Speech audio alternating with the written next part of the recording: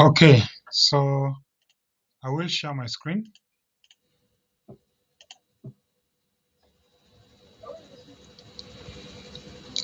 Are you able to see my screen?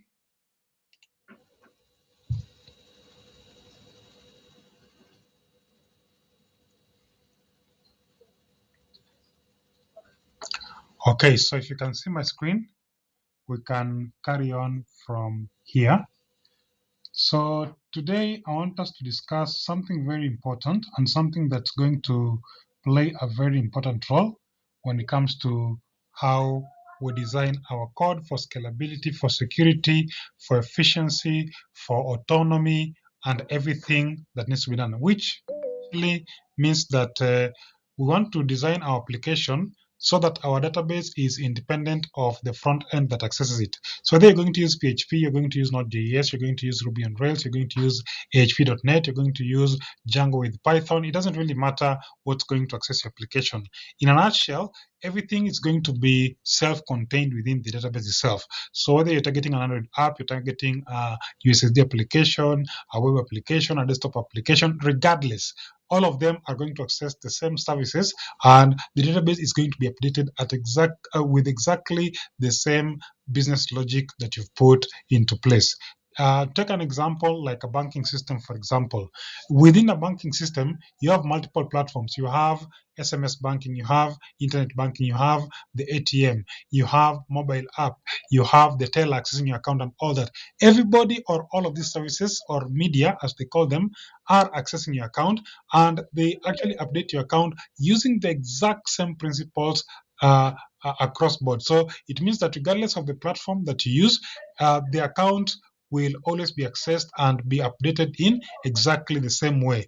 Hence, what you're going to be discussing today, which is what we call stored procedures within your database.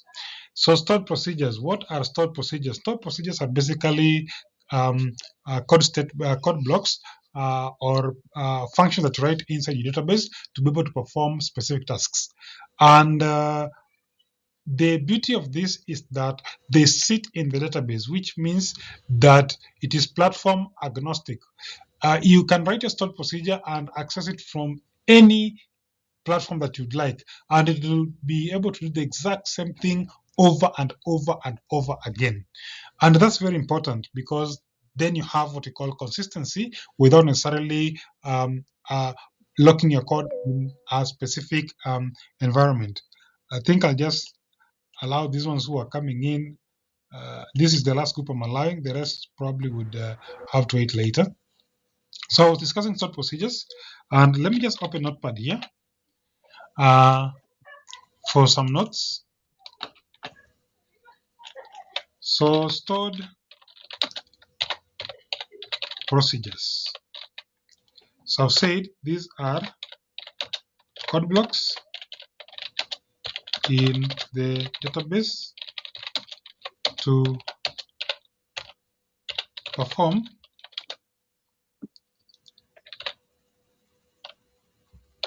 a specific task. Now, stored procedures are important because one, they may return a value, multiple values, or no value at all. So that's what's very special about them. They can either return a specific value, one value, that's a column, or multiple values, or no value at all. Now, what are the advantages of using stored procedures? Very important. One, of course, is scalability. They're very easy to scale, which means you can write an application and expand uh, into multiple applications without necessarily changing anything on your database. Case in point is like maybe the banking services, where you can use an app, you can use SMS banking, you can use internet banking, there's ATM, there's also teller. So all these can be able to access the exact same service without you changing anything on your end, which is pretty good. The other one is that it's platform agnostic, which means it is independent of the programming language at the front. So it is loosely coupled with the programming language used. So whether you are going to use Ruby, Python, Visual, um, uh, ASP.NET or basically .NET, you're going to use PHP. It doesn't matter what programming language you're going to access. All of them will probably access it the same way. The third, of course, is security. What happens in such procedure is that you need a user to access the to access and run the stored procedure. And as such, if there is a breach, simply just disable the user and the application is secure. The fourth one, of course, is speed. Now, stored procedures do what we call caching. And caching is it knows what you want to do, which tables are going to be opened, which ones are going to be locked, and so forth and so forth. So it does caching or prepares what we call an execution plan, where it knows exactly what is going to be opened, what's going to be locked, how it's going to be sorted, and all that. That makes it 100 times faster than writing a regular query, because it already knows that if you run, once you run it for the first time, of course, it caches it and it knows that this stored procedures opens this table with this table, combines these columns, arranges filters by this column, then sorts this data by this particular field, and so forth and so forth. It knows that in advance even before you call it, which makes it very, very fast. And of course, last but not least, is easy to write and debug.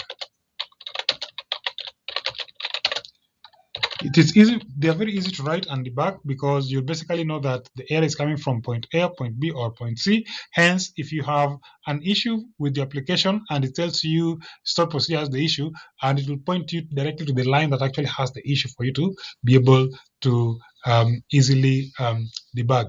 And then, of course, you can be able to manage them or update or modify without compiling your application.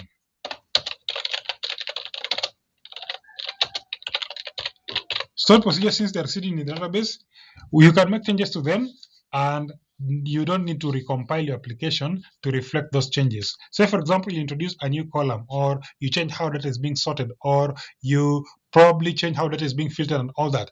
Once you have the it in the stored procedure and no variables are coming from your application, then you can just easily modify the application without recompiling your front-end application for purposes of reflecting the change.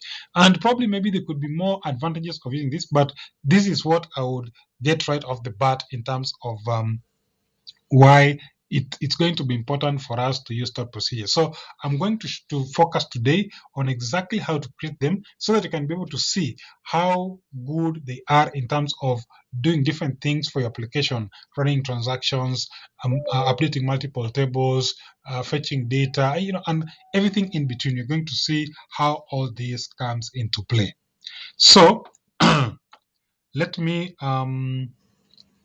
open now. For this use case, I'm not going to use PHP even though you can see you still use PHP to be able to get stored procedures. I'm going to use a different interface, but the principle is exactly the same.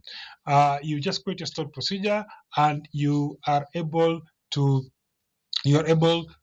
run them and see how they work. So probably I'll show us how to well, maybe I can show us how to run them first of all inside the PHP which is what most of you has. So local host, actually local host is just enough. Then I come to PHP over here.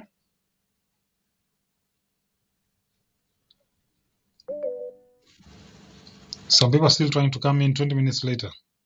I don't know, why would you even be late for an online class?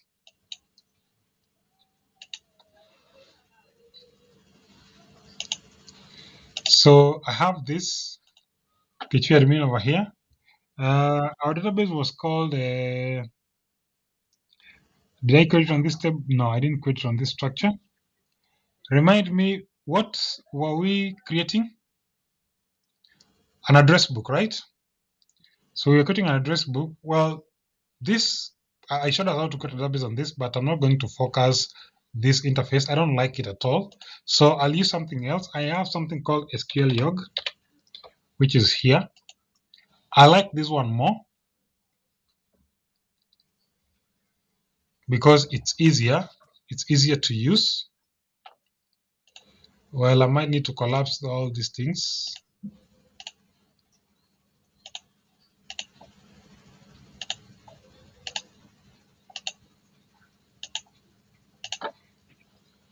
Let me just collapse this. Looks like too much work here.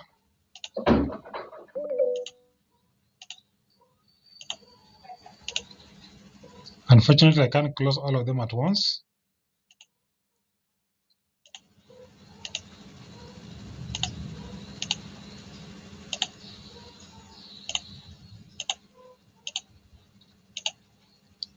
Looks like there was too much going on here.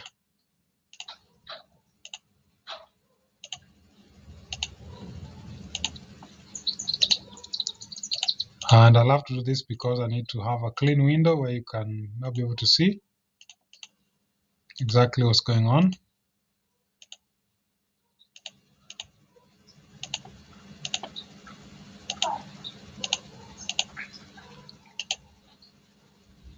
Okay, looks like I'm in the home stretch.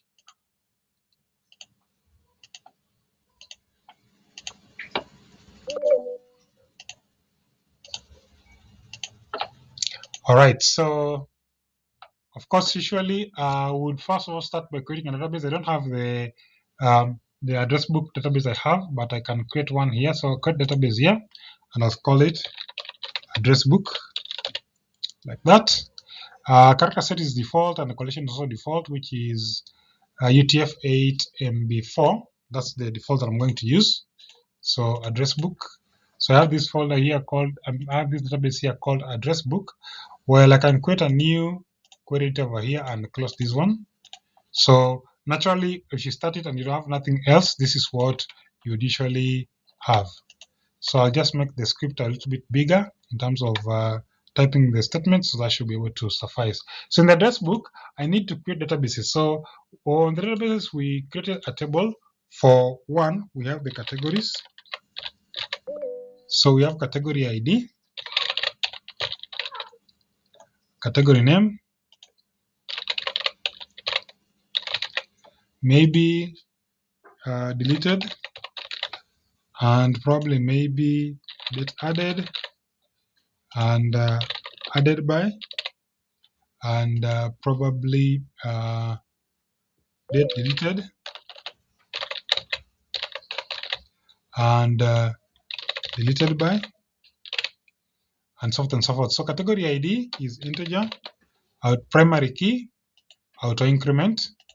Category name is variable character, that can be 100. Deleted should be Boolean. By default, it will be 0. Date added will be date and time, that's a timestamp. Added by will be an integer because you need a user. Date deleted will be date and time or timestamp, and of course deleted by will also be integer, which is a user. Now I'm just going to create two tables and use this to demonstrate, three tables, and use this to demonstrate how this is going to work out. So I'll save this table. It'll ask me, do I want to create another table? I'll say yes. I want to create another table called users. Well, I'll have here user ID, first name, last name, mobile, email, date added, added by, deleted, date deleted, deleted by,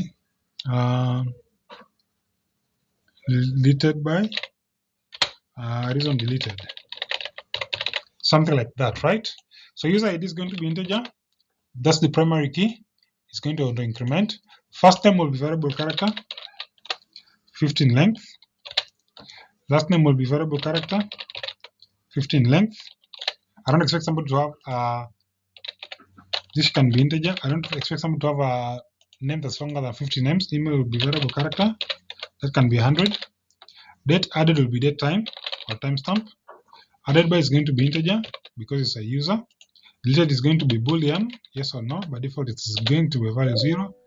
Date deleted is going to be date and time. Deleted by is going to be integer because it's a user. Reason deleted is going to be variable character 1000, or I can actually use text if I want it to be very, very huge. Again, this interface is similar to what we have on PHP admin, but you can see this one is much, much more convenient in terms of um, managing the database. Then that's users. Then probably the other table I'll need to have here is the audit trail. Audit trail will contain all the logs that happen in the database. So I can have the ID, I can have the user, I can have the operation, I can have the narration, I can have the previous values because somebody might have done an update, and current values. Yeah, so I could have that. So that would be integer. Primary key, auto increment. User ID is going to be integer because it's going to be a user. Operations is going to be variable character. Actually can be enumeration. And for enumeration, we'll have it's an insert, an update, or a delete. These are the operations that we are going to use in terms of insert, update, delete. These are the operations that you can have. It can either be insert, update, or delete. Remember, I said you could still use variable character over here. Then you provide a constraint which will restrict it to insert, update, or delete. So since enumeration works better, I'll probably use that off the bat. That will be text. The previous value can also be text, and this other value can also be text. So I want them to be as large as possible. Well, this one can be variable character 1000, but text isn't so bad to use anyway. So I have created these two tables. As you can see, I have users, categories, and audit trail. So I want to use this three to demonstrate how stored procedures would actually work, or how you'd actually use stored procedure across the board when it comes to database operations. So first things first, I'll need to establish relationships within these three tables. Of course, in your case, you'll have more. You probably have 15 or 20, depending on how big a record is. But for my case, I only have three for this demonstration. So I will come here and say relationships over here. Then I'll add tables, which is this. So once I add the tables, I'll just drag and drop. You can see here it's very easy to drag and drop. So this users table is going to be at the center of it all because all operations must be based on a user. Then I'll simply say this user ID is this added by. There. Then I'll simply say save. Let me see. Data type, this is integer.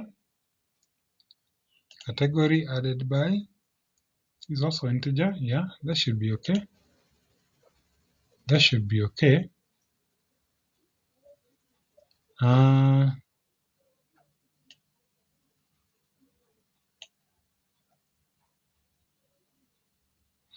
Well, okay, that's one way of doing it. Now, sometimes this one becomes a bit of an issue. So what I usually do is just to use this other same UI. Like, for example, I come to categories over here, then I'll come to foreign keys here. Then I'll just pick the column that I want. I want this added by to be matched to a table called users, and you can see it picks user ID, and I say save. Then you see it automatically creates the relationship for me over here without any problems. If I come back to the schema and I refresh, you see the relationship is already there. So sometimes dragging and dropping might be a bit of an issue. So I might resort to be able to just work with the foreign keys from the table design over here. Is there any other column that I want to relate? Deleted by is also going to be deleted by a user and user ID. And I save. And once I do that and I refresh this list over here, you'll see it has also created that relationship. So it's a one-to-many relationship. So you can do that for all the tables that you want. So for tables, again here for added by, this is cardinality. We'll reference the same table, which is user ID. So the table is actually referencing itself. That's what we are referring to as cardinality. So you can see this column is related to this column on the same table. So that is cardinality. So usually you write one, then you put something like an arrow pointing to the table itself, but now they're pointed to the exact arrow that does that. Same will apply for deleted in terms of this users table. So I'll come to deleted here, deleted by rather, and that's still deleted by a user, like that. Then I'll come to this auditor table. I'll pick these foreign keys and I'll add this user ID comes from user table, that's user ID, and we are good to go. So if I was to come back to my design over here and refresh, you see that now all the tables have actually been connected the way they should be. That's the beauty of SQL Log.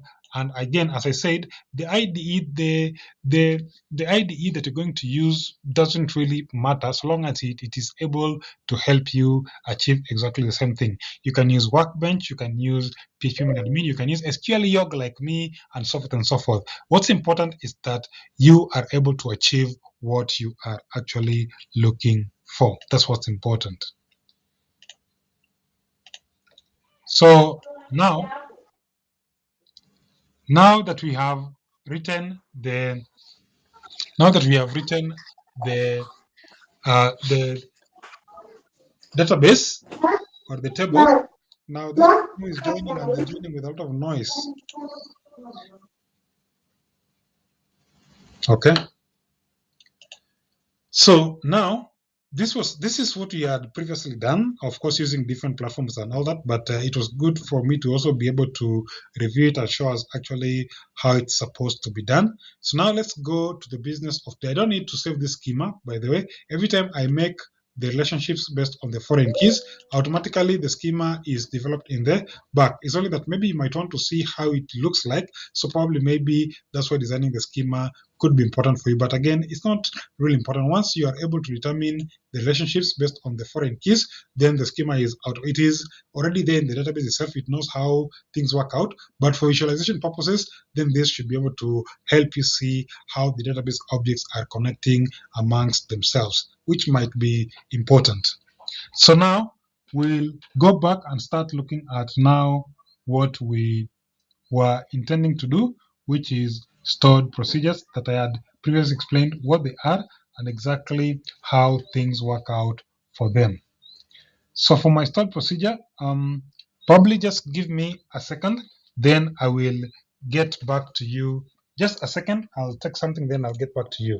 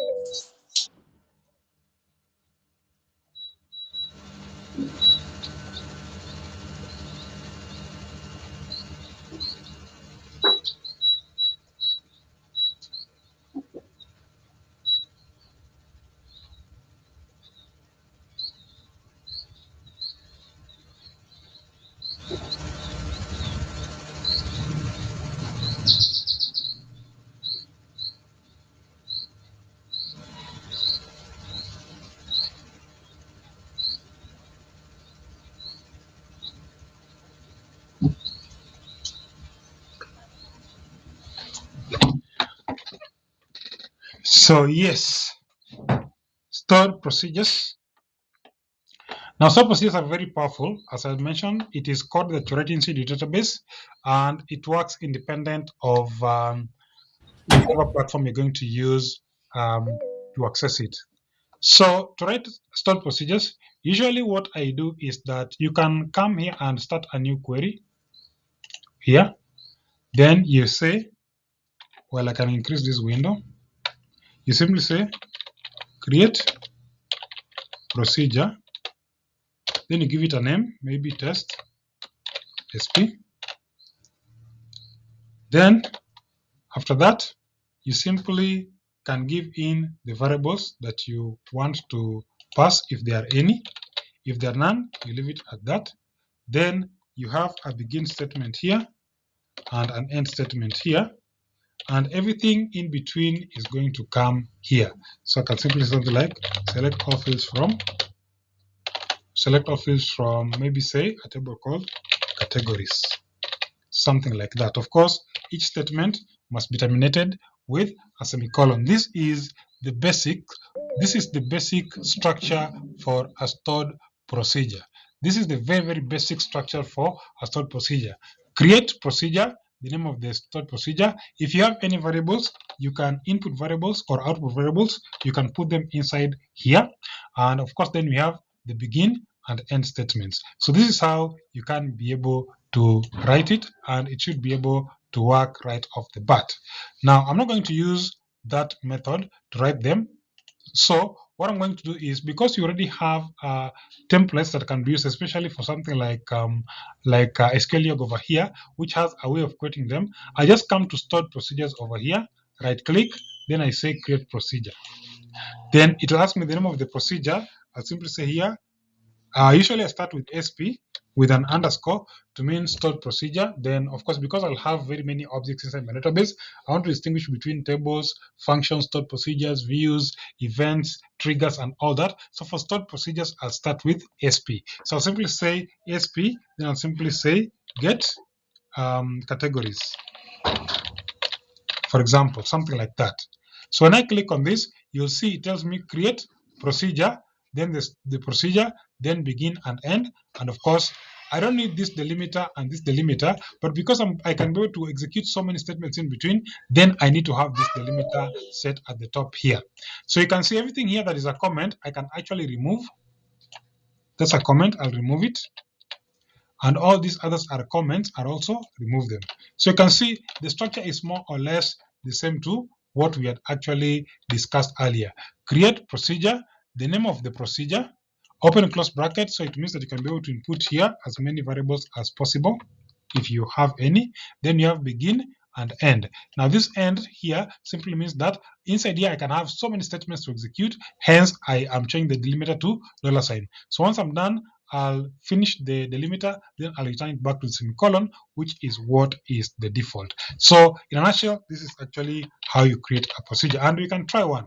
So here we could simply say select all fields from this table called categories. I can just double click on the table, it will be pasted inside here. Again, that's why I love this user interface, because I don't need to type everything. And this will actually allow you to create a stored procedure. So when I execute it, which is clicking this double play icon, you'll see here, while it's saying there's an error, it means that every statement should be terminated by a semicolon, which I forgot to put. So I'll put a semicolon there and execute it again.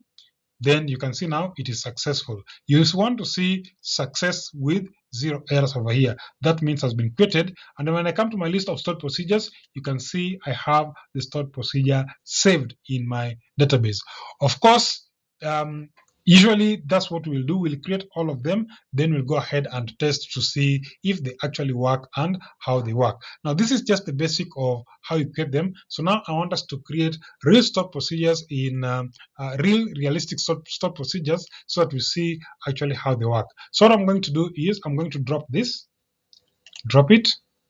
So I delete it from my database, and I'll also close this without saving it. So I'll close this designer, I don't need it. I'll leave okay, I can close the tables, I don't need them either. Then, of course, then I can now start creating stored procedure. Now, we're going to do what we call CRUD operations for CRUD, which means create, read, update, and delete operations for the entities we have.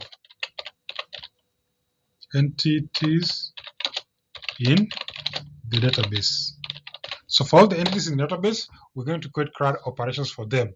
I'll begin with users because we need a user to log into the system so that now we can be able to create a user, log in the user, delete a user, change the user's password, and so forth and so forth. Did I put a password for users here? I didn't put a password, so I can right click and say alter. So I have your password, and I have salt. So this is going to be variable character 50. This is going to be variable character 100. So you can save them. So let's create CRUD operations for our user. So for user, first thing is we're going to save a user, right? So I'm going to right click and say create a stored procedure. I'll call it SP save user. Then once I do that, I'll remove all the comments here like that. So generally, this is the structure for creating a user. So for us to create a user, we'll need first of all to pass the user ID. So there's a variable called user ID, which is an integer. We're going to pass it. So let me just put them on separate lines so that we are able to see them clearly. So I'll need user ID. I'll need username, which is variable character. So you need to specify the data type. We'll need first name, which is variable character 50. We also need last name, which is variable character 50. We need password, which is, and then as you can see, since password is a reserved word, I can simply enclose it inside backticks like that. Okay, so password, which is variable character 100. Backticks is shift and the key just before number one, where the tilde is. That's the backtick. Backtick is not apostrophe like that or single quotation mark. That is single quotation mark. This is a backtick. So they are different. All right. So after password, we'll also need to know what else. If I open the users table, I have mobile and email. So we also need the mobile number and the email address. So just before the password, I'll need mobile, which is integer.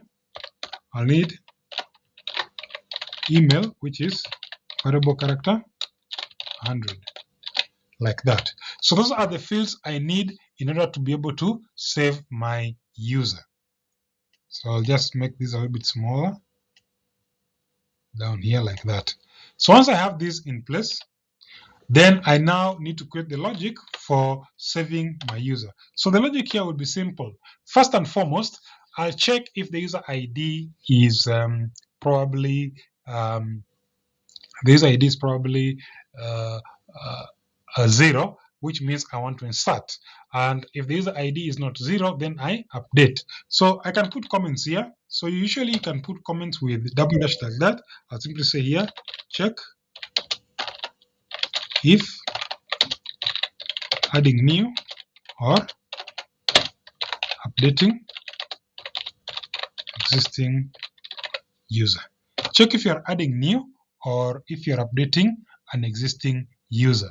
So how do we do that? We simply do is say if user ID is equals to 0, then it means we are adding a new user. So if user ID is equals to 0, then we're adding a new user. Otherwise, we are updating the one who is there. Then we simply say and if. Okay, so something like that. So again, the logic is going to be inside inside here. So if the user ID is 0, then do this, otherwise do this. So doing this, it means that the code block that's going to be executed is going to be inside over here. So I'll simply say here, first of all, save the user, then add audit trail data. So it means that you're going to save the user in users table, then you're going to add the audit trail inside here, saying then of course I needed here added by, which is integer. So if added by is added by is integer, which means the user who actually added the details. So again, so we save the user. If user ID is 0, we save the user. Then we add the data to the audit trail. So how do we save the user? We simply come to insert into the table name, which is users, open close bracket, then we insert our values, open close bracket. So here we're just going to list the fields. Now this is SQL. I think you've done SQL in detail, so not a big deal. So I'll insert first name. The user ID field is auto generated, so I'm not going to set it. So I'll start with first name, last name, mobile, email, date added, added by, password, salt. So I forgot to mention something. I can alter this and add the username field, which is variable character 50. And the username will be a unique index, so you can always add that as a unique index. So still come back here. And of course, you don't have to put everything all the way to the end. You can actually break them down so that now it's easier. So I'll begin with the username. Then first name. Then I'll go on with the rest like that. So probably make it a little bit smaller. I think you're able to read that still. Yeah. So that's how you insert. Of course, these are the fields. Then which values do we insert them for? Username is username. First name is first name. So I'm just referring to the variables that we are pushing in. Username is here, first name is here. Then again, last name is last name. Mobile is mobile. Email is email. Date added, I'll use a function called now to get me the current date and time. Added by, I'll say added by because you have passed it upstairs or at the top. Then password is actually password. Then salt is actually salt. So now that should be able to allow me to add that user in the users table. Then the next thing is I want to add data into the audit trail, and this is where now stored procedures become powerful. So you can see with one single stored procedure, I can be able to do even 10 operations, updating 10 different tables, 20 different tables, 5 different tables, and so forth and so forth. That's very, very powerful. So here I'll come and say, I'll declare a variable called maybe say narration. And I'll say narration here is, I'll create a string, which means I'll use concat. This is SQL. I think you've run SQL. Concat is just a string function that allows you to attach or to append a string to another set of strings so that you come up with one large string. So I'll simply say created a user with username.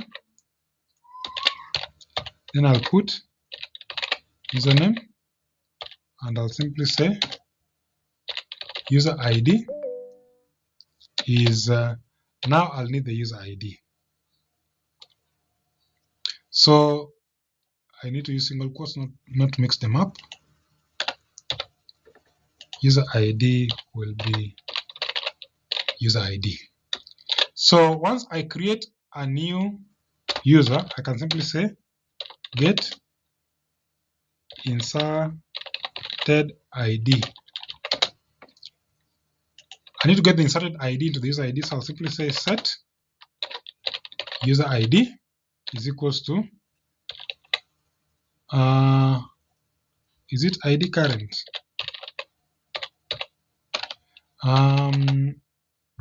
You can use select max, but I think is it ID current? Let me just make use of the internet.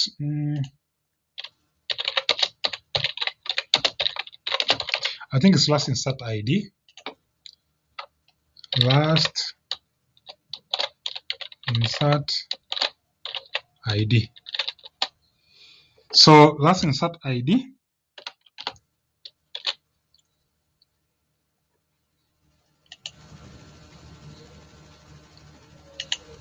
I think last insert ID, does it ask me for the table? I hardly use this. My SQL last insert ID.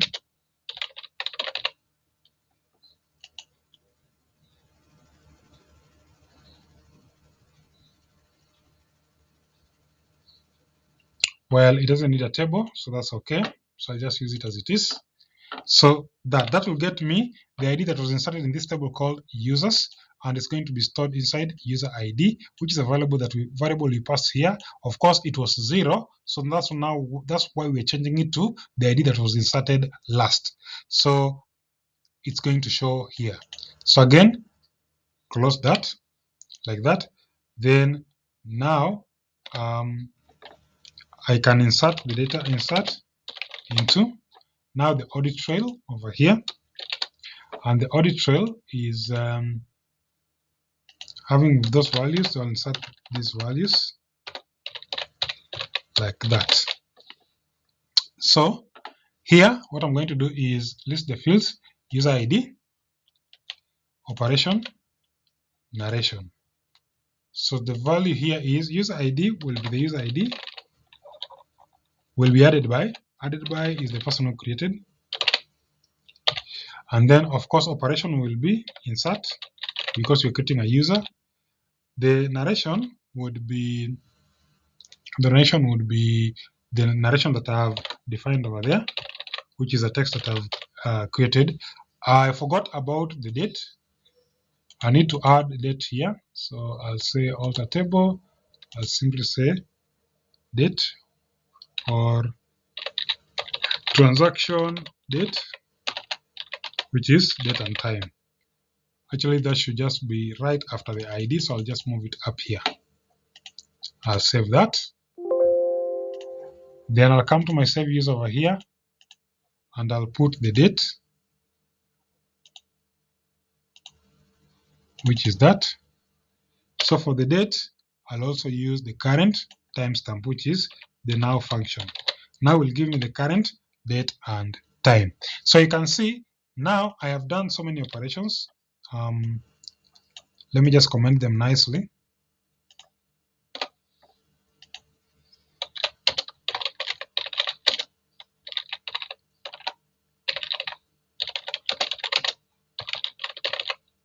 So to save the user, you can see first of all, I insert the user into the users table. I extract the ID. I generate a comment or the narration, then I insert into the audit trail. All these things will happen in that particular chronological order, and that's why stored procedures are powerful. I'm updating two tables, and I'm also getting the ID that was inserted last, and I'm also getting a narration, all within the same function. So regardless of what's going to be calling this stored procedure, I just need to give it the parameters that needs to be given, then it should be able to do the rest by itself. So that is the first thing. We check if the user ID is 0, then we save the new user. We insert new user. If user ID is 0, we insert a new user. Then if the user ID is not 0, then we update details of the user whose ID was provided. We insert the details of the user whose ID was provided. So when you're updating the user, what you simply say is update. Then you simply say the table called users. Then we say set. Now, which columns are we changing? We can change so many columns except others. So for the users, we can come here and say we can update first name. equals first name. We can update last name, which is last name. We can update mobile, which is mobile. We can update email, which is email. We can also update username, which is username. So we can do this update. Then where now the user ID is equals to the user ID that was provided. Okay, so that's the update. That's the update part. Then of course, insert data into audit trail, or what we call logs, because you need to log that data. So that one will simply say, first of all, set narration equals concat updated user details, user ID. Then I'll say user ID. So you'll have updated that user. Then simply here I'll simply say insert into now this table called audit trail. Then insert the following values.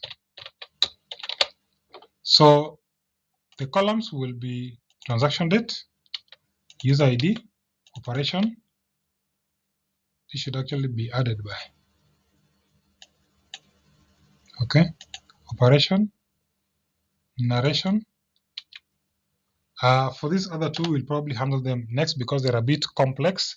As for now, we'll leave them blank, but of course, as we go on, I'll show us how to get around them because you have to write a function to actually achieve that.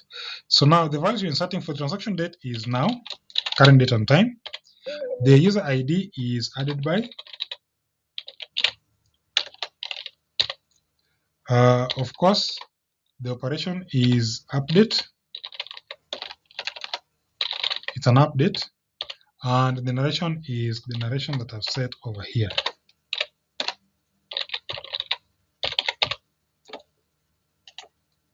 Perfect. So make sure that every time you have a statement, a complete statement, it must be terminated by a semicolon. Every complete statement must be terminated by a semicolon. Otherwise, it's going to give you errors. I think that's totally fine as it is. I don't need to do anything else. Then probably maybe because once I insert, I need to know whether it was successful or not.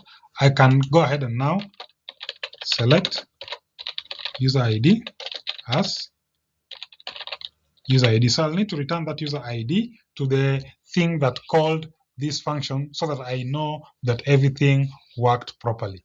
And as you can see, now this is my complete stored procedure where it will allow me to be able to maybe just reduce the text a bit up to there, something like that. So of course, usually these ones, you don't need to put them on their own separate lines. I was only putting them like that so that you're able to see exactly how things work out. So will that allow me to be able to see everything else? Yeah, that should almost. Probably maybe I put this in the same line. You don't need to put them on the same line. Usually you can put them on a single line. I was only trying to put them on the same on separate lines so that you're able to see how they are. So now that's the complete stored procedure. You can see I have a delimiter here. I don't need this space, by the way. Neither do I need this space at the bottom.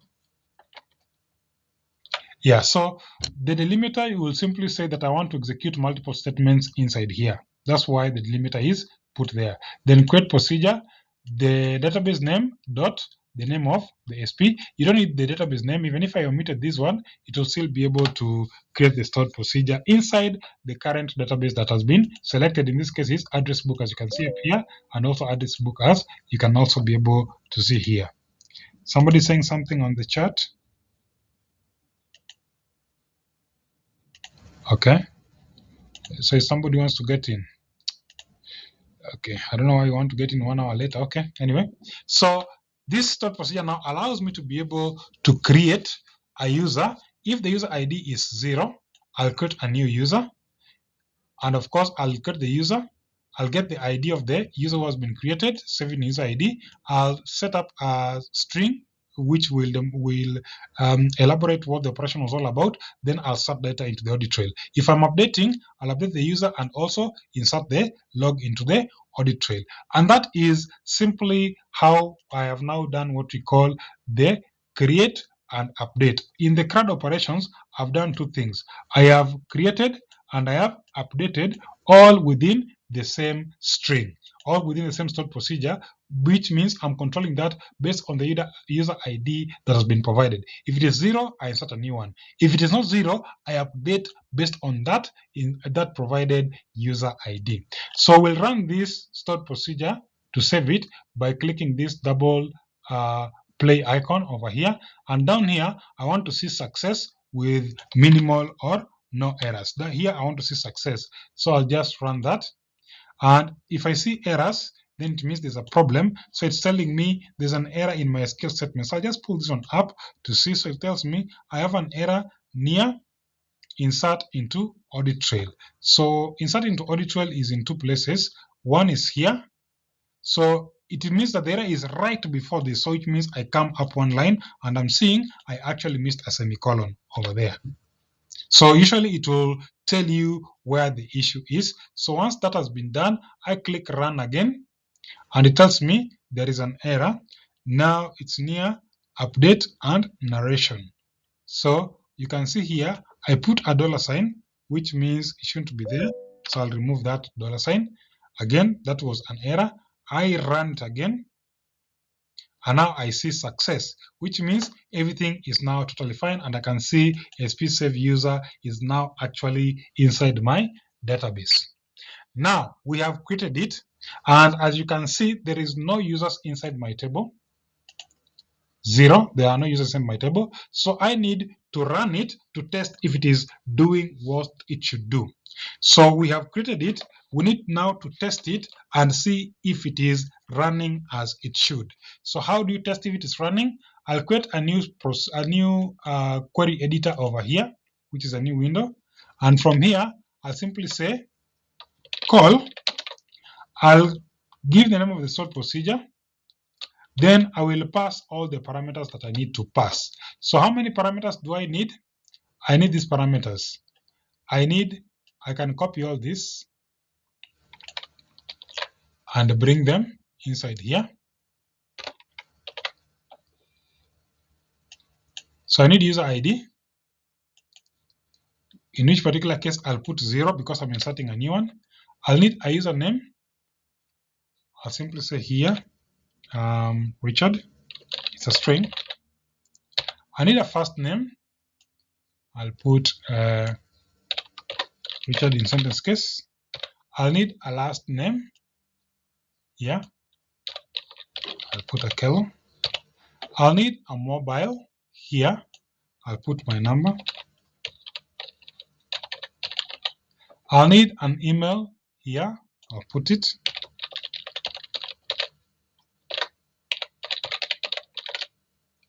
I also need a password here. I'll simply say something like, and I missed the salt. So you can see already my statement is problematic because even the salt is not there. The salt is not there. So added by, I'll say it's been added by 1. So I missed the salt. So I can come right click on this stored procedure and say alter and see password, I missed salt. So I can come here and say salt, which is variable character 50. Then did I put salt here? Salt was already there, a variable. It was there, but I didn't pass it as a variable. So you can see this one would have given me an error when I executed it. So I'll fix it. And you have to say edit because you can see when you say edit, it will drop it if it exists. Otherwise, if you just come here and you try to modify the one that we had written by adding salt, it won't work because it will tell you this stored procedure already exists. When I say edit, it adds this statement over here, which now allows me to drop it, then recreate it with the changes that I have made. So that's the difference. So I've made it, it's successful, which means, first of all, it deleted, it changed the database, deleted, and then recreated the procedure all over again. That's why you're seeing 3 success instead of 1. So that's fine. So when I come here, then after password, I'll put my salt. I'll simply say here, this is salt or my salt. Of course, this is going to be generated from your front-end application, so not a big deal. All these parameters will come from your front-end application, so you're just going to be calling this. This is the exact syntax that you're going to be using across the on the back end, which will be calling the stored procedure. It's going to be the exact same format, and this would work either way. So I can either type it here directly or you type it inside your application. So once I type it inside here in a new query editor, I'll simply click on this play icon, and down here I want to see success, 1 record inserted or something of that sort. I don't want to see any failures. So I'll execute this, and you can see it gives me user ID 1, messages, it tells me 2 queries executed, 2 successful, there are 0 errors and only 1 warning. So it means that it has executed successfully and given me user ID 1. So when I come to my database and I refresh, you're able to see that it has actually created that data. So it has added ID 1, Richard, Akelo, my mobile number. Well, I don't know where it got that mobile number. That's not what I typed. For that mobile number, I don't know what happened with that. Probably check. This is not my number. I don't know how that came about. Email is fine. Date added, you can see, is correct. Added by is okay. And all the other parameters are okay. So it's only the mobile number that was not added correctly. So probably we'll need to check that. But as you can see, it is able to add. I can come and add another user. Maybe say 0. I'll say Michael. I'll say Michael. I'll say Dell here. I'll simply say,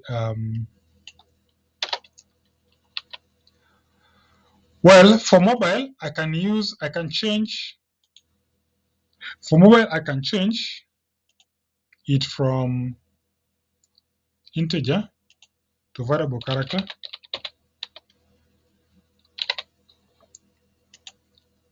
Then inside my stored procedure, I can change it to variable character.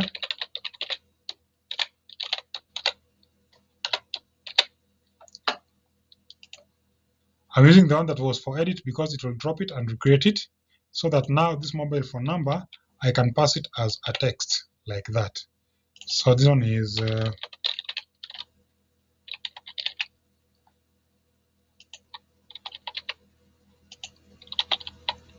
something like that. So when I execute it, I see 2, which means it was successful. When I come to my database here and run it, you can see it has inserted 2, and now it has inserted the data correctly. So again, sometimes you have issues with with numbers, so sometimes you might be forced, and especially when they're going to be very large, you might need to change them into string. This is still a number, even though it looks, we have solved as a string, but it's actually a number because we are omitting +54, but it will be able to store it as a complete number as is over there. So you can see now it is able to insert correctly. Let's say we want to update this one from Richard Akelo to Richard Onyango, for example, and even this mobile phone number. So when I come here to query, instead of putting this as 0, I'll put the ID of the person I want to change. In this particular case, it's ID number 1. So I'll come here and say ID 1 is going to be Richard. Is going to be, sorry, Richard is the same, doesn't change. This is going to be still Richard, but this is going to be Onyango. This is 772. So I can reach at gmail.com. And I want you to observe now, when it comes to update, we said update does not change the passwords, okay? So even if I supply the username and the password, like that, they're never going to be updated. So when I run this, it tells me one error, unknown column username. So I come here and I simply say username is equals to username. I missed that. You can see again, sometimes you make errors. Run it. That's why you need to test them. Then I come here and run again. Now it gives me 1. When I come back to my database over here, you can see it has actually updated from Richard and Kel to Richard Onyango, and the passwords have not changed. As you can see, even though I supplied different passwords over here, which is this and the salt. So the update instruction did not. Now we can go to our audit trail to see if it was actually inserting this data. So you can see, yes, I have an insert. I created a username with username Richard ID1. Then I created Michael with that. Then of course now I've updated details for user number 1. So our audit trail is working.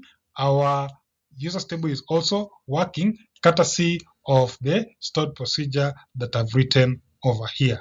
And that's very, very powerful, as you can see. Right now, this is ready. I can actually deploy it into any API call, and it should be able to insert or to create a user and give me back the user ID after it has done updating that particular user. Are you together up to that point? I know that is quite a mouthful in terms of what we have done. We have, well, forget about creating the tables and all that. We have created the stored procedure, and we have told the stored procedure to do several things, which means it checks if the user ID is 0, then creates a new user and inserts that into the audit trail. If the user ID is not 0, update the details of the user and also update the entry in the audit trail. So that is what we have done over here. And those are 2 statements in one. That is create and update operations as far as the CRUD is concerned. Any question up to that point? Then we can proceed. And again, I want you to see how powerful these things are, because once you start creating them, they make your coding life very, very easy. Your database is independent of the front end that you're going to use. Whether you're going to use Ruby, you're going to use Perl, you're going to use PHP, you're going to use .NET, you're going to use PHP, you're going to use Android, you're going to use a USSD application, it won't really matter.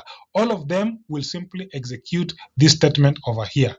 Now, these fields are going to be variables, of course, but it's going to, all of them are going to use exactly this, and this is always going to do the exact same thing regardless of the calling function. All right. Oscar, you want to say something? You have a question? Yes. Go ahead. What if you want to update the password itself? Well, it will mean that I can create a different function for creating the password. So, because this is now logic, because when I'm editing a user, I don't want to change their password, right? When I'm creating a user, I want to create a password for them, which I'll send them maybe via email or something like that. But when I'm updating their details, I don't need to change their password because they still need to log in, right? So for creating their password, I'll write another stored procedure that now updates the password for them. Okay, so just go here and create another stored procedure. Say SP change user password. Then you can now, I'll make this bigger. You can change user password like that. Then you'll need user ID, password. You can use password here. I'm using that because password is a soft word, and salt. So user ID is going to be integer. Password is going to be variable character 100. And salt is also going to be variable character 50. So I'll remove these here. Then here, I can simply say change user password. It's good to write comments so that you know what it does. So here I'll say update this table called users, set password equals to password, and salt is equals to salt, where user ID equals to user ID, like that. Then I will add audit trail with it. So I'll simply here set narration equals concat change user ID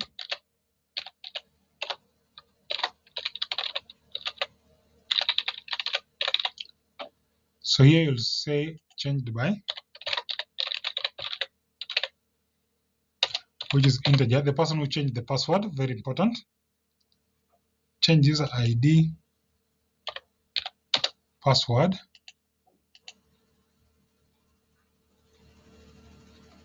So you've changed the password for that user ID. So that's it. So I'll simply say here insert into audit trail the following values.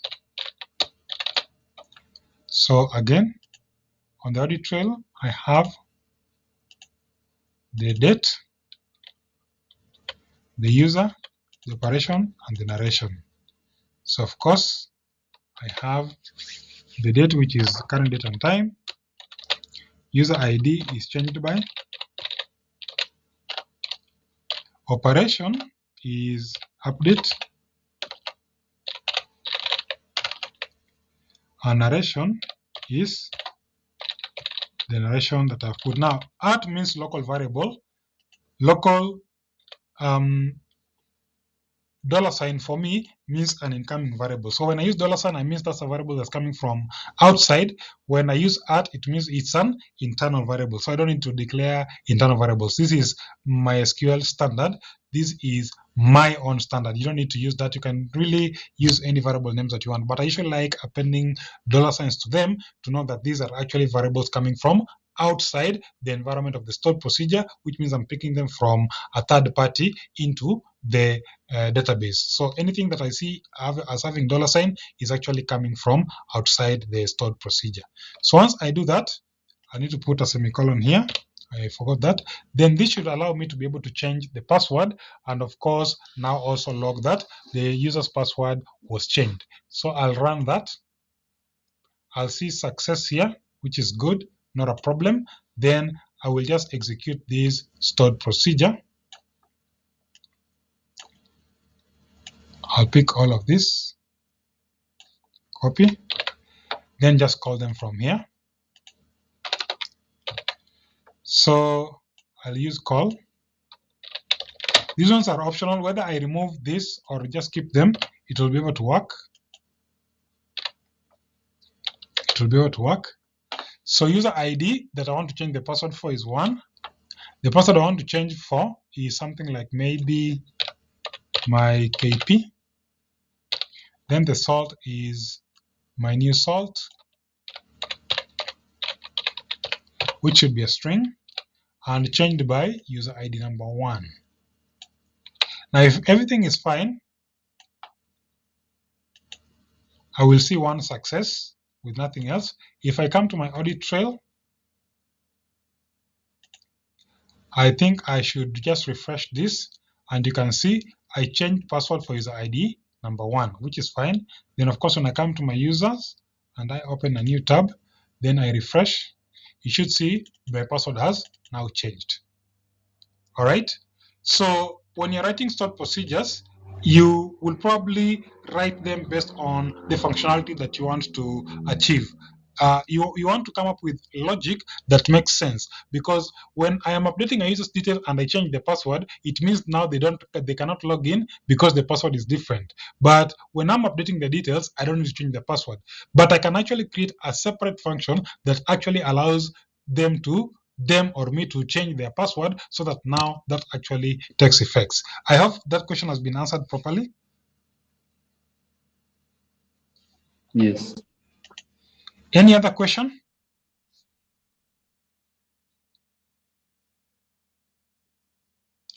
Oh, Okay, so there's no other question. Fine. I think we can carry on. So we have done read and update. So let's get a list of users. So if you wanted to get users, we can do it in two ways. We can get all users, or we can get specific users details. So let's write both of them. So I'll close these ones. I don't need that one. Neither do I need that one. Well, I might need that one. I don't need. Okay, this one I don't need. Change password. I've also used it. I don't need it anymore. So fine. The good thing is that even if I close it, it's here. So I can right click and say alter, and I'll be able to see exactly what it has, and I can make changes to it. That's the beauty of it. That's why they're called stored procedures. They are actually stored inside your database. You write it once, it is stored, and you can call it as many times as possible without repeating yourself. The only thing you're changing are the parameters that you're passing to it so that it does what it's supposed to do. So let's do the read operation where we're getting a specific user's details. And by the way, for the read operations, we might also create a procedure that checks if the user exists. So what I can do here, I'll simply say create procedure sp check user. Check user. Now, when you're checking a user, you might want to check a user based on three things. You want mobile number to be unique, email address to be unique, and username to be unique, isn't it? So in that case, we're going to say here, we're going to pass the user ID, which is integer. We're going to pass the check field, which is variable character, 50. And we're going to pass the check value, which is going to also be variable character, 50. Maybe that's too big. Maybe that's just enough. So here, we're going to check the check field and the check value. So we'll simply say if check field is equals to username, that's where we want to start, then else if is one word, check field is equals to mobile, then else if, I could have stopped there, but let me just be explicit, check field is equals to email, then of course we end if. So we're going to check the three fields. So here I'll simply say select all fields from users where the user ID is different from the one that has been provided, but the username is equal to the username that I have been given. So I think that's probably the only thing. So maybe I could simply say, and of course, it's not deleted. So deleted is 0. So I want to check that. That should be able to tell me if the username is in use.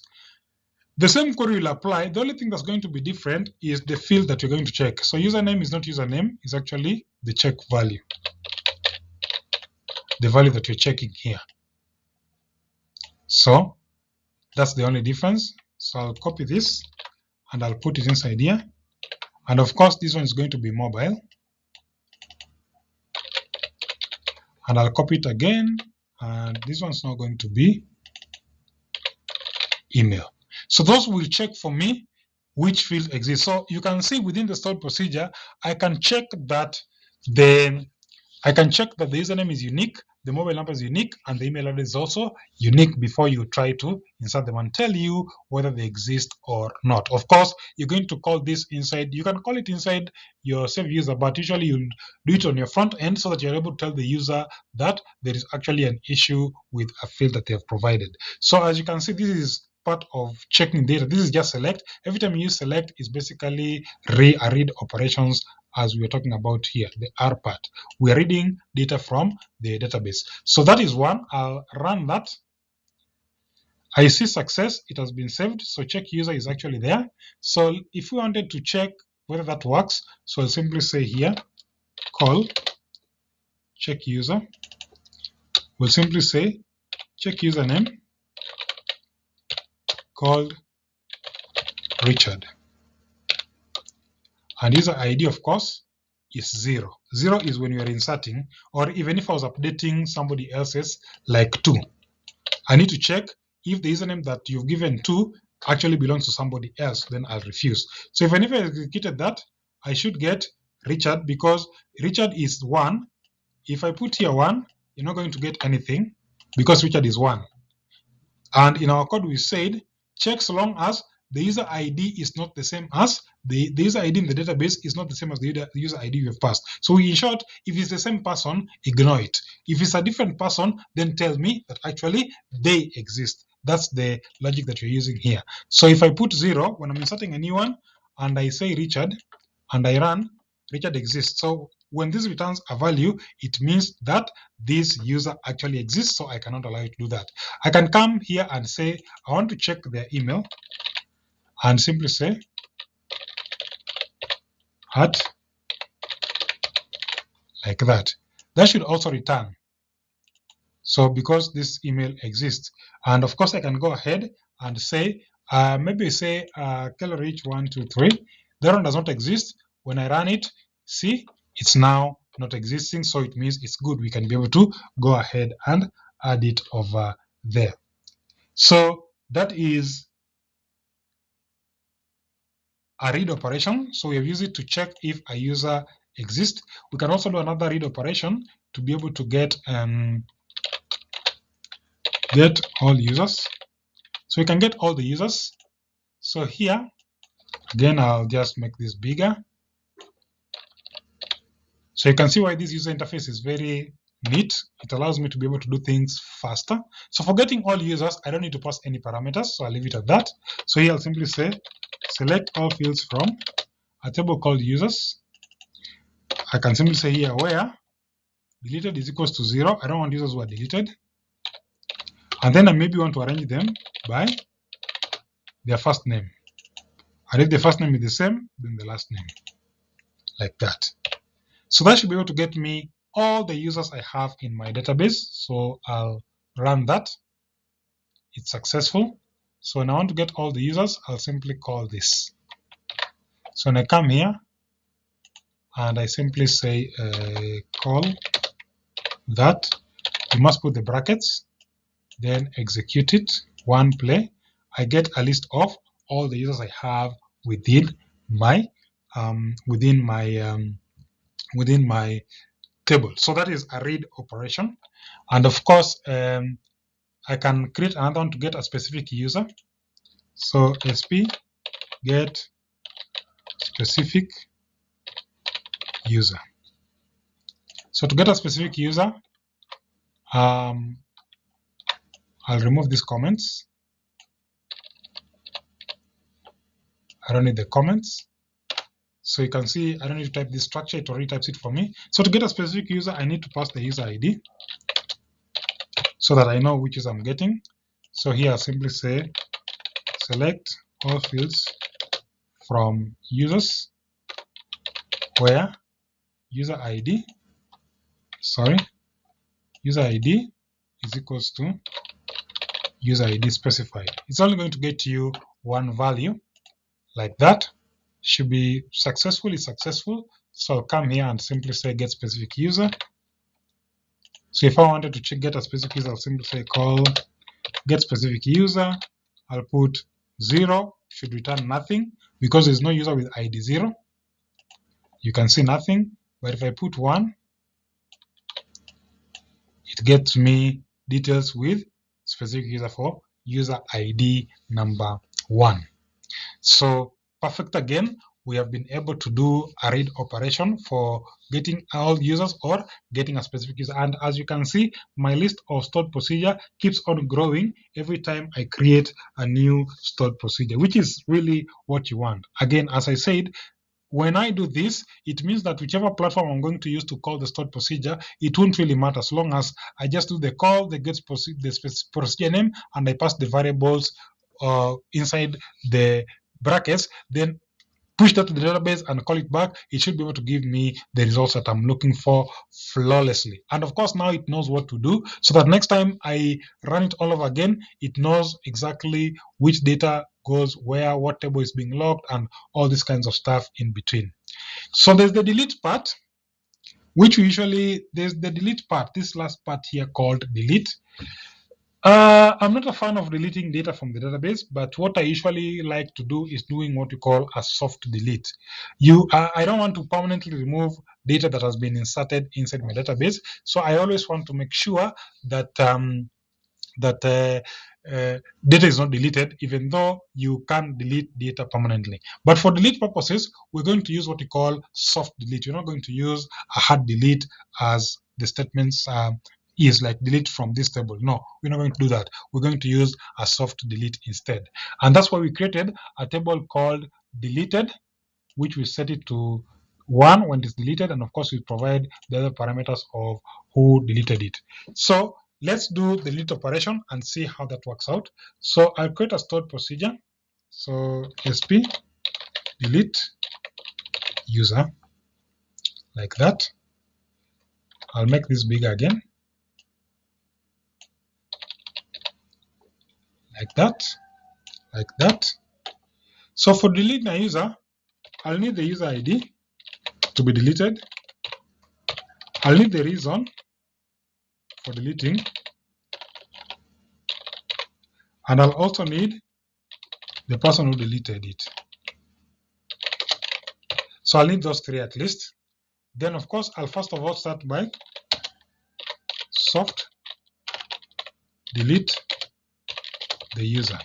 So to delete the user, I'll simply say update this table called users. Then I'll simply say set deleted is equals to 1, because remember, when you're getting the data, every time we start checking that, deleted is 0. All right, so that's why you're saying deleted is equals to 1, and we're going to simply say that deleted is equals to the current date and time, and of course deleted by is equals to deleted by $sign rather, and of course reason deleted is equal to the reason that has been passed, where the user ID is equals to the user ID that was passed. So that should be able to do a soft delete. Then you're going to add to our audit trail. Every time you change the data, you insert, you update, or you delete, you need to log that information. Maybe when you read, you don't need to log, but you can log depending on how secure your application is. But read operations really are not our focus on logging, but insert, updates, and deletes are actually data that we want to log in the audit trail. So we want to see who performed these write operations, because those 3 are write operations. The extraction of the data is just a read operation, which means you're not changing anything. You're just extracting data for use and not really changing whatever is there. So here we're going to say set at narration equals to concat. You can use double quotes, by the way. Deleted user ID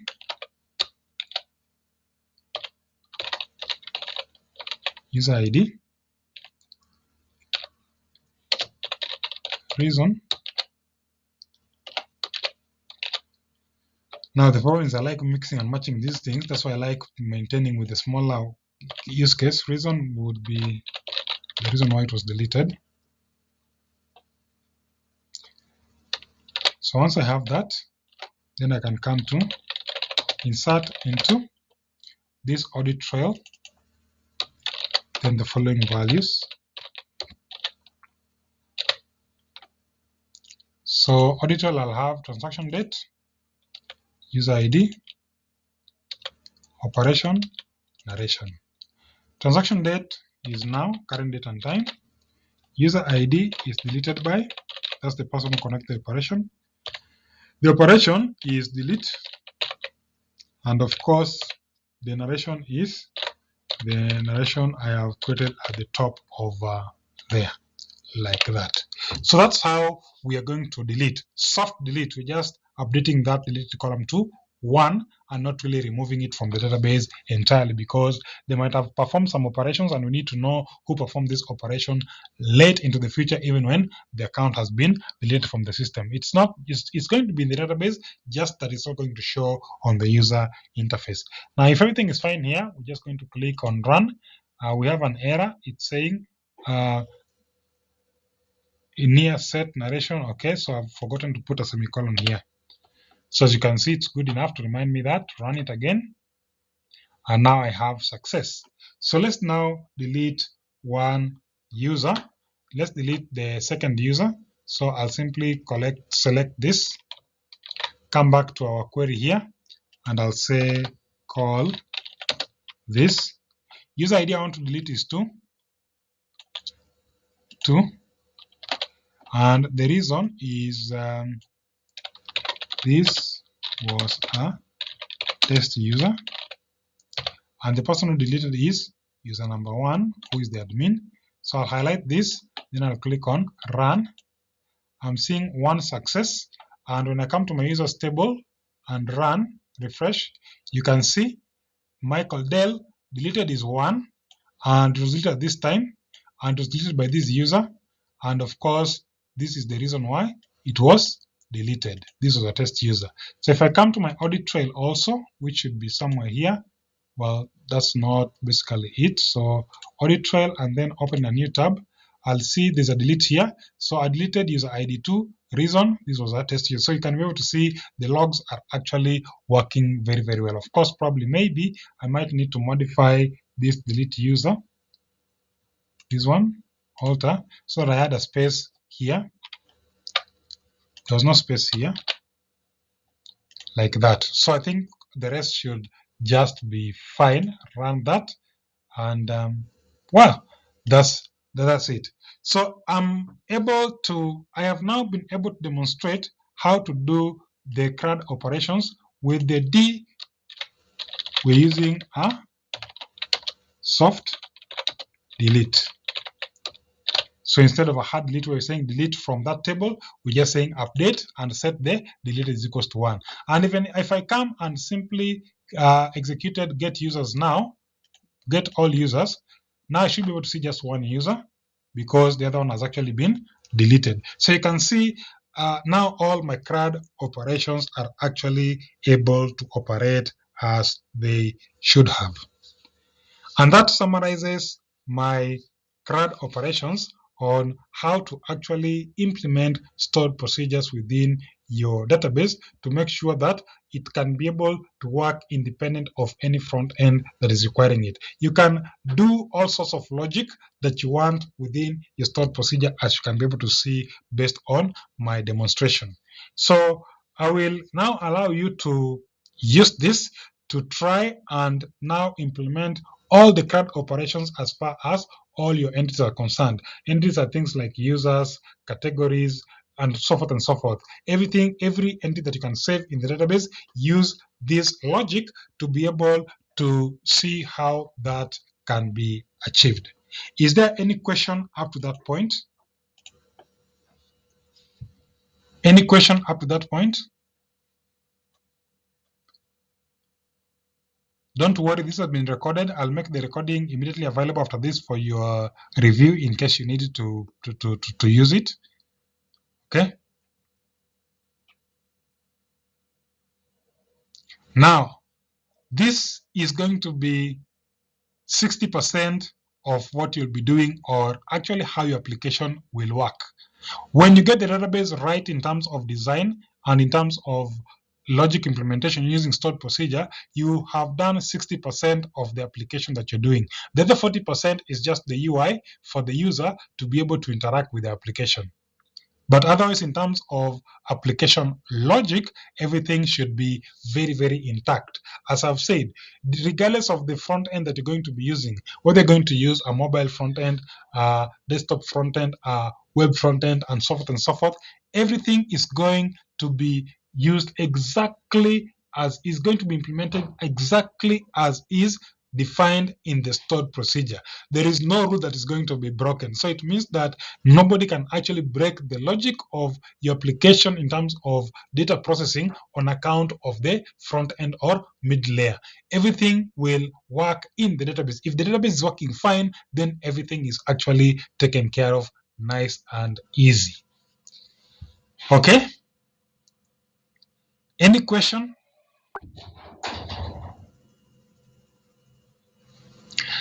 Gideon is asking, the delimiter operator, is it applicable in XAMPP or Oracle? Now, this is specific to MySQL. This is very specific to MySQL. If you're using another database management system like SQL Server or Oracle or even Postgres, the delimiter is not going to be there.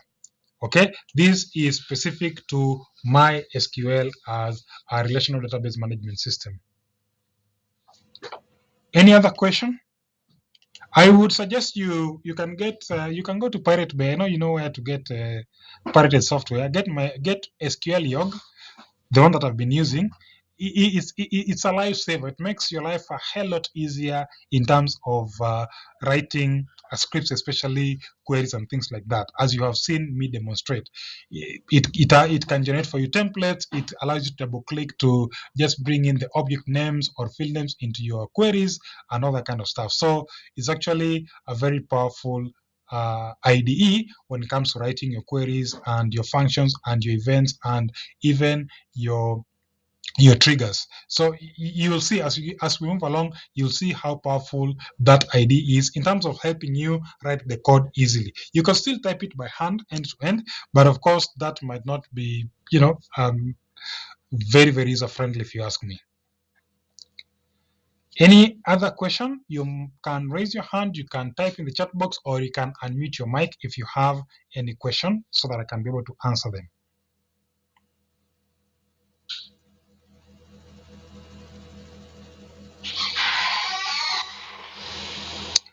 Okay, so if there's none, so I think I'll take a break at that. I will share the recording with you in probably say about 10 minutes, then you can be able to review it where you need. But in the meantime, you need to start creating CRUD operations for all the entities that you have identified within your current database. I've only given a sample of how to create CRUD operations for one, which in this particular case was users, which you can actually be able to use. I can share with you the code base that I have developed, even though you can see it on the screen as I'm typing, but I can share with you the code base so that I can just be able to see and review exactly how I have written it. Okay. So make sure you write your own. Again, this is going to be task 4 as far as this particular lab is concerned. So you're going to include that in your report as part of task 4. Okay? Question? Comment?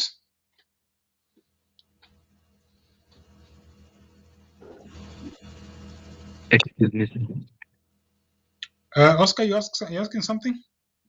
Yes. Okay, go ahead. When writing the report, do we describe whatever we are doing in the project, in the lab, or do we just indicate the codes? You are going to, you're going to create your own application, and in the report, you're just going to indicate, of course, you're going to append the code at the end of it all. The code is going to be appendix, but just going to explain exactly what entities you have written CRUD operations for, what are the names of the stored procedures maybe, and probably maybe a sample of how you would call one. Maybe you can do a screenshot of the database insert or something of that sort. Generally, how you'd write a report to be convincing, right? It doesn't have to be in a particular format, but you just want to explain that this is what I did, this is the output of what I done, and so forth and so forth in brief. But of course, the appendix should include the entire code base. Okay. Yes. Thank you. You're welcome. Anyone else?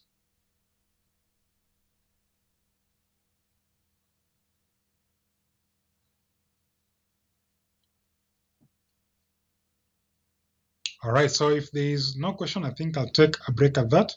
I'll share with you the video in probably say about 10 minutes. You can use the remaining 1 hour to start aligning yourself with how to do the CRUD operations for the entities you have within your database. Have a wonderful rest of the day. We'll get in touch later.